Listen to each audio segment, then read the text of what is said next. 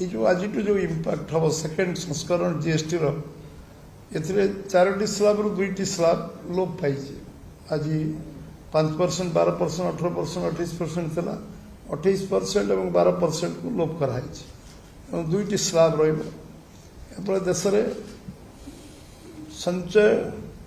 हार बढ़ लोक मानकर लोक जो 2,50,000 कोटी टंकार जो आज टिकस रियायत हम यहाँ संचय लोकों पाखे लोक अंटी को पैसा जीव मुझे कहबी जे ये संचय अभियान जो प्रधानमंत्री जो आह्वान देते आह्वान हूँ साधारण लोकों बहुत बड़ आज आम आगू जावा बहुत जो जिनस आम गरीबर सीमारेखा 25 कोटी लोकों को दारिद्र्य सीमारेखा उपरକୁ उठेवा एवं जीएसटी 22 लाख कोटी टंका